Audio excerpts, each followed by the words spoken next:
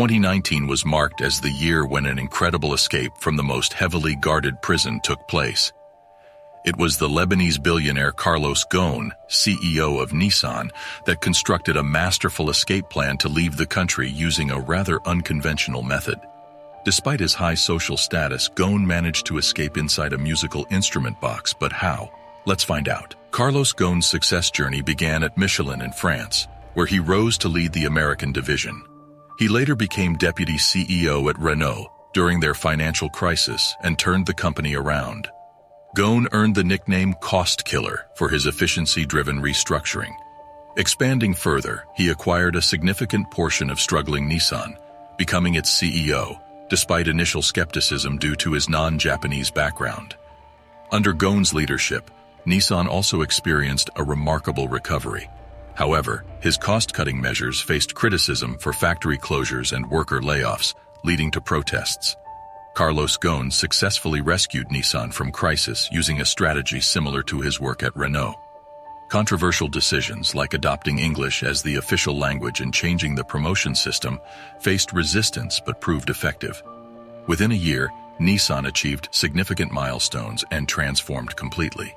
Ghosn's success turned him into a visionary leader in Japan and globally.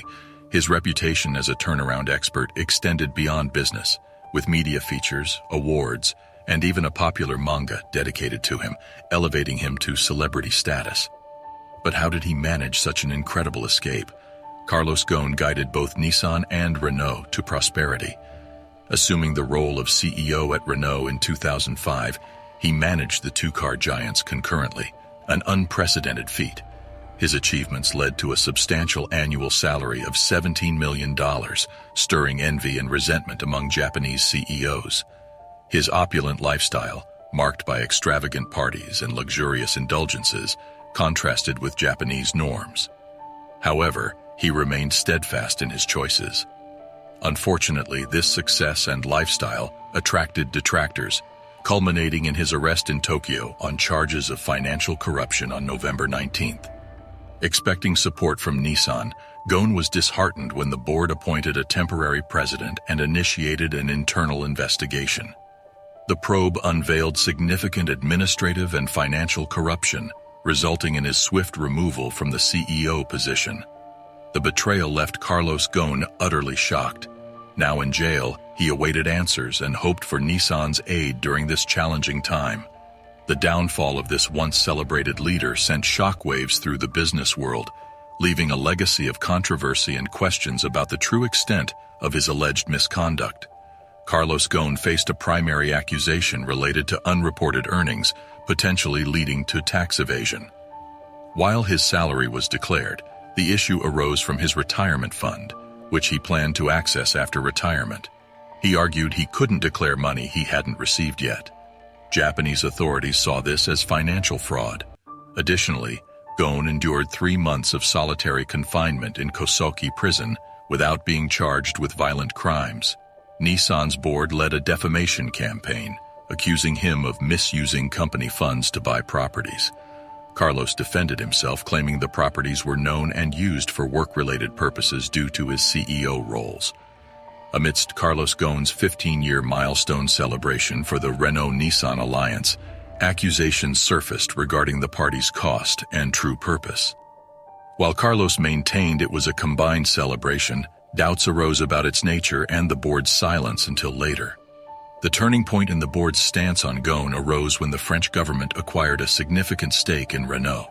Fearing a potential merger that could jeopardize Nissan's autonomy, they ousted him.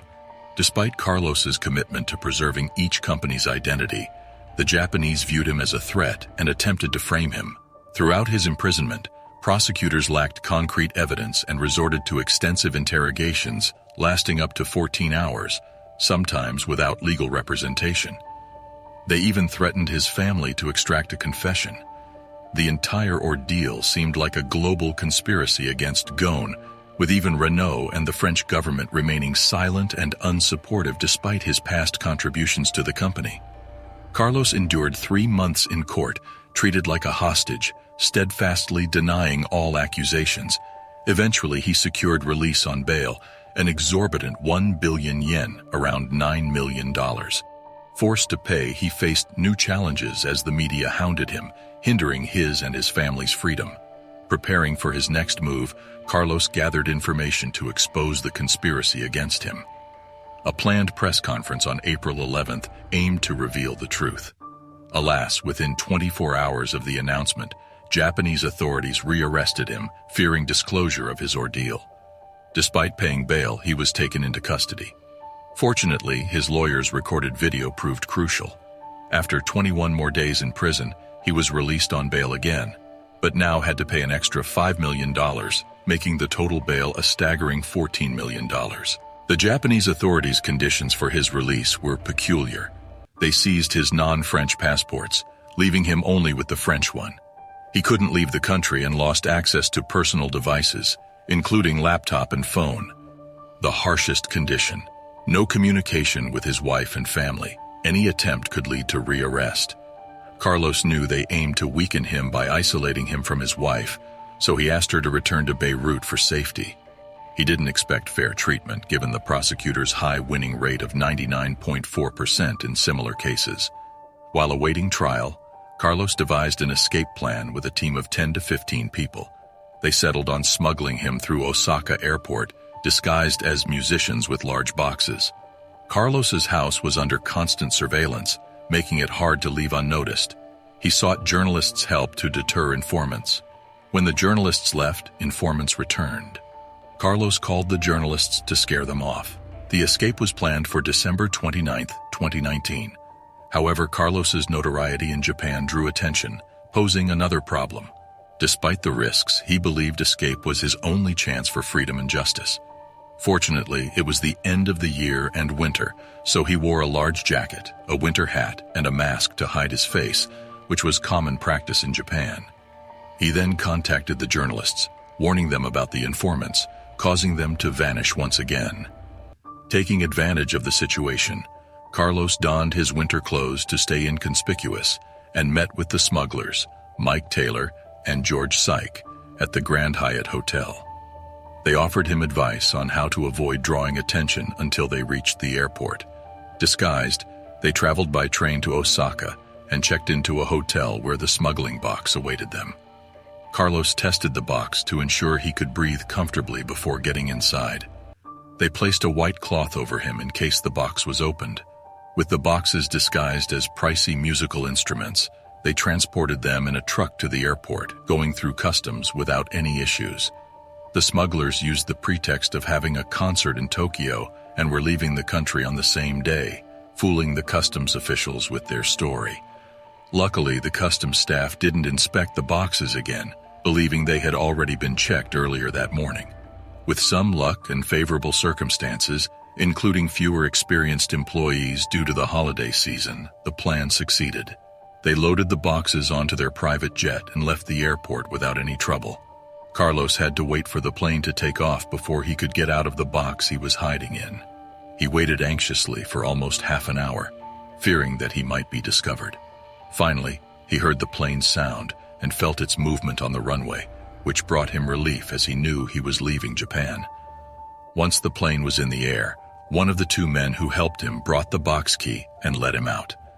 Carlos remained hidden in the back cabinet, which was closed during the flight. The plane eventually landed in Istanbul, where another plane was waiting for him on the runway. Without going through the airport, Carlos boarded the second plane, which headed straight to Beirut. The flight was short, taking approximately an hour. Upon arrival in Beirut, the customs officer recognized Carlos, as his name was known in Lebanon, and he had support from the Lebanese people since the beginning of his case. The customs officer welcomed him and congratulated him on his arrival, assuring Carlos that he was safe now. Carlos reunited with his wife and family in Lebanon, and news of his escape from Japan quickly spread worldwide. Japanese authorities and media were critical, blaming his lawyers for negligence and lack of supervision, but Carlos maintained that he escaped for a lack of justice rather than fleeing from justice. In Beirut, Carlos held a significant press conference to explain his side of the story and provide details of everything that happened to him.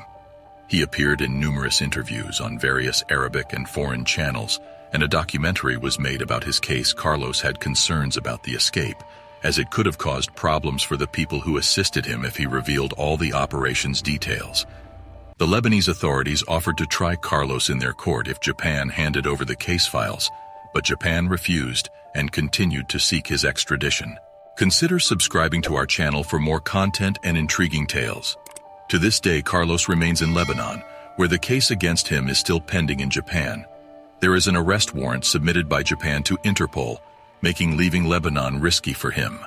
Even the French judicial system issued an arrest warrant after internal investigations at Renault, but there is seemingly no concrete evidence to support the charges against him.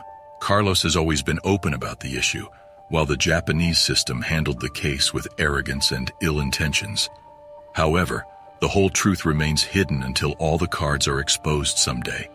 For more such interactions and astonishing content, click on the video links popping up. Until next time, goodbye.